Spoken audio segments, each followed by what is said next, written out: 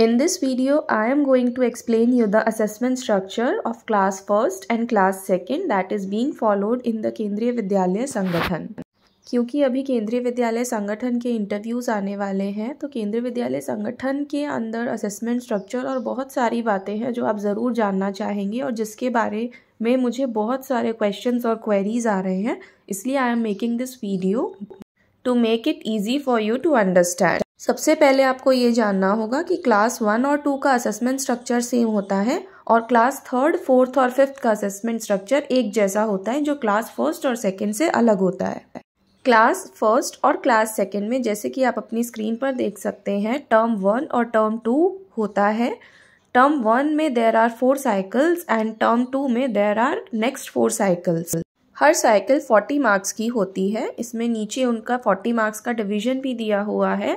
10 marks is for oral. Oral में classroom participation, quiz, interaction, conversation, ऐसी activities हम include करते हैं। Next 10 marks are for presentations और प्रोजेक्ट्स। आप कुछ भी चूज कर सकते हैं या you can have both of them.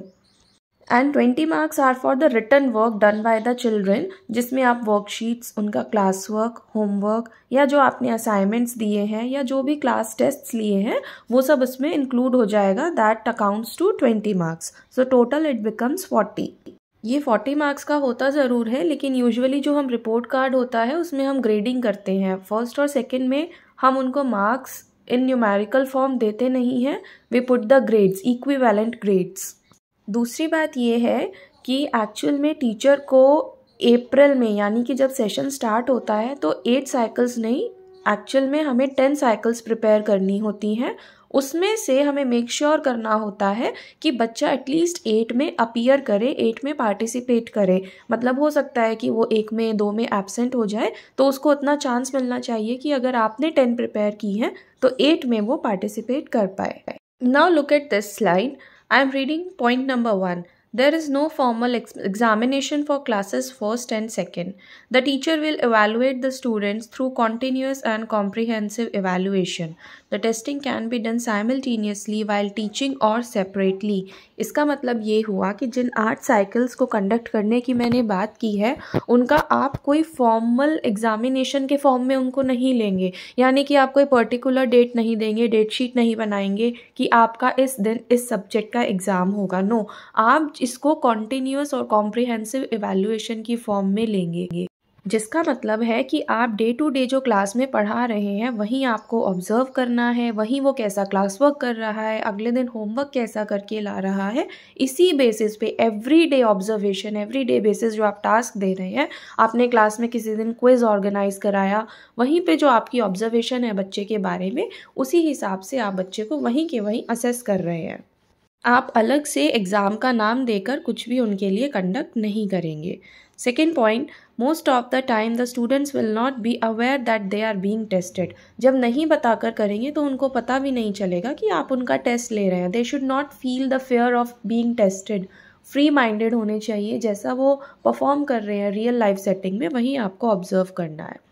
There will be minimum 8 cycles of CCE, ये मैंने अभी आपको बता ही दिया है। 1 cycle of CCE means that all students of the class are tested in all the competencies. अब competencies is the main focus of assessment in KVS. Her subject की अलग अलग कॉम्पिटेंसीज हैं, वो मैं एक अभी नेक्स्ट स्लाइड शेयर करूँगी, उसमें आपको सब्जेक्ट वाइज बताऊँगी।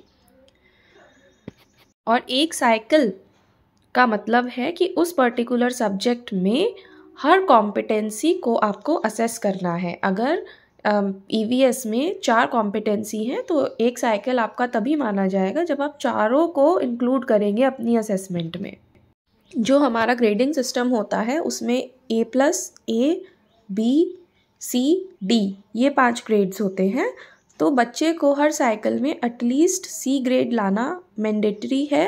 अगर किसी बच्चे का C नहीं आ पाता है, उसको D ग्रेड मिलता है, तो आप उस बच्चे की वो साइकिल को रिपीट कराएंगे, क्योंकि उस बच्चे ने उस साइकिल में जो भी कॉम्पिटेंसी में उसको D ग्रेड मिला है या ओवरऑल D ग्रेड आया है, वो उन चीज़ों को भी अचीव नहीं कर पाया है। तो एटलीस्ट उसको फिर से उसको पढ़ा कर उसके लिए इंस्ट्रक्शंस डिज़ाइन करने के बाद फिर उसका साइकिल रिपीट करा के उसका परफॉर्मेंस इम्प्रूव कराना है ताकि उसका एटलीस्ट C ग्रेड आए। और 6 पॉइंट में वही 10 साइकिल्स के लिए प्रिपरेशन की बात की गई है जो मैंने अभी आपको बताई थी कि आप 10 साइकिल्स प्रिपेयर करेंगे और मेक श्योर करेंगे कि बच्चा 8 में एटलीस्ट अपीयर हो पाए। Now look at this table. इस टेबल में लैंग्वेज यानी कि हिंदी और इंग्लिश, इन 2 लैंग्वेजेस की कॉम्पिटेंसीज़ की बात की हुई है। आपको याद रखना है कि इन दोनों लैंग्वेजेस में कितनी कॉम्पिटेंसीज़ होती हैं। There are 5 कॉम्पिटेंसीज़। लिसनिंग यानी बच्चा कितने अच्छे से सुन के समझ पा रहा है, स्पीकिंग कितने अच्छे से बोल पा रहा है, रीडिंग कितने अच्छे से पढ़ पा रहा है, स्पेलिंग कितने अच्छे से उसकी वर्तनी जो है स्पेलिंग्स हैं वो लिख पा रहा है, एंड हैंड राइटिंग यानी कि उसका लेखन कैसा है। जब हम एक साइकिल का असेसमेंट स्ट्रक्चर प्रिपेयर करेंगे तो हम एक एक्टिविटी ऐसी प्लान करेंगे जिसमें हम बच्चे का लिसनिंग कॉम्पिटेंसी को असेस कर पाएँ कि हमारी कितनी बात वो सुन के समझ पा रहा है। एक एक्टिविटी ऐसी प्लान करेंगे जिसमें वो बोल पाए। एक एक्टिविटी ऐसी प्लान करेंगे जिसमें उसको पढ़ना हो। एक एक्टिविटी ऐसी प्लान करेंगे जिसमें हम उसकी स्पेलिंग्स को चेक कर पाए। और एक एक्टिविटी ऐसी प्लान करेंगे जिसमें हम उसकी हैंडराइटिंग को देख पाए। इन 5 कॉम्पिटेंसीज़ के लिए आप एक्टिविटीज़ को प्लान करेंगे तभी आपका एक साइकिल एक बच्चे के लिए कंप्लीट होगा। आगे कॉलम में दिया हुआ है टेक्निक, यानी लिसनिंग एक्टिविटी को असेस करने के लिए आप कैसे करेंगे। ओरल, आप उनको कोई स्टोरी बैठ के सुना सकते हैं या उनको कोई स्टोरी दिखा सकते हैं स्क्रीन पर और फिर आप उनसे बात कर सकते हैं। उसके बाद आप उनसे पूछ सकते हैं कि कहानी में आपको कौन सा कैरेक्टर पसंद आया, तो आप ये भी सुन पाएंगे, समझ पाएंगे कि उसने कितना समझा। और इसी में बच्चा जब जवाब देगा तो आप ये भी जान पाएंगे कि बच्चा कितना उस पर्टिकुलर लैंग्वेज यानी इंग्लिश और हिंदी में कितना फ्लुएंट हो चुका है। ऐसे ही रीडिंग के लिए we can have oral and written both. Spelling के लिए हमें रिटन एक्टिविटी ही प्लान करनी होगी और हैंड राइटिंग के लिए भी we will plan something written जिससे कि हम उसका लेखन देख पाएँ। आगे कुछ टूल्स की बात की हुई है और रिसोर्सेज की बात की हुई है। ये बेसिकली टूल्स और रिसोर्सेज यहाँ पर तब के मेंशन्ड है जब हमारा ऑनलाइन क्लासेस चल रही थी। लेकिन अब टूल्स और हमारे रिसोर्सेज डिफरेंट होंगे। जैसे यहाँ पे ऑनलाइन लाइव वर्कशीट्स हैं तो हमारी वर्कशीट्स इन हार्ड कॉपी हो जाएंगी। ऑनलाइन क्विज़ है तो हमारा क्लासरूम में आप क्विज़ जो करा रहे हैं वो हो जाएगा, तो वो ऐसे ऑफलाइन वाली चीज़ें हो जाएंगी। Now let us have a look at the competencies of mathematics. इसमें 4 कॉम्पिटेंसीज होती हैं। आपसे तो इंटरव्यू में डायरेक्ट ऐसे भी क्वेश्चंस पुट अप किया जा सकता है कि मैथ्स में कितनी कॉम्पिटेंसीज हैं, नाम बताओ। इंग्लिश में कितनी कॉम्पिटेंसीज हैं, नाम बताओ। तो ये तो आपको बाय हार्ट नंबर और नेम याद मतलब पता ही होना चाहिए। तो मैथ्स में है FNC। Full form of FNC is fundamental number concepts which includes even numbers, odd numbers, natural numbers, all those questions related to the concept of numbers. Next is UBC.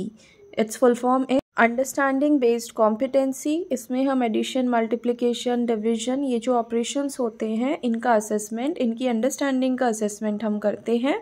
Next is AC, ability to compute. इसमें हम riddle, sudoku, puzzles ऐसा कुछ देते हैं to assess कि बच्चा जो है वो कंप्यूट कर पा रहा है क्या।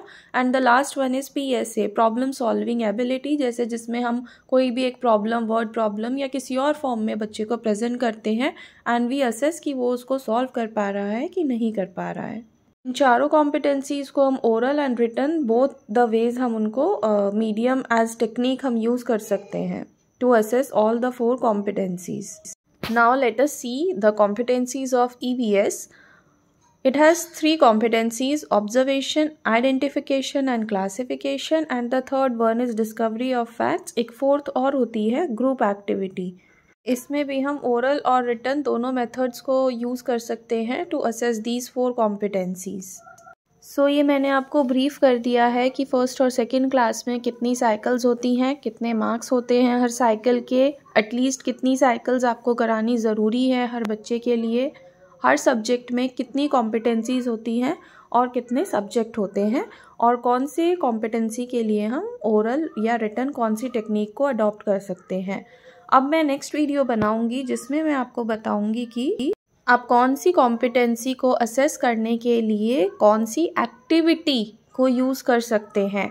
मैं सब्जेक्ट वाइज बहुत सारी एक्टिविटीज़ की एक list I will show you, I will share with you and I will describe them one by one, ताकि अगर इंटरव्यू में आपको कोई भी सब्जेक्ट की कॉम्पिटेंसी देकर पूछा जाए कि आप बताइए EVS की आइडेंटिफिकेशन एंड क्लासिफिकेशन कॉम्पिटेंसी को एसेस करने के लिए कोई एक एक्टिविटी सजेस्ट करिए क्लास 2 का, अगर आपसे ऐसा कोई क्वेश्चंस पुटअप किया जाए तो आपके पास एक लिस्ट ऑफ एक्टिविटीज़ तैयार रहें जो कि आप इमीडिएटली बोल सकें। I'll soon upload the video on my channel.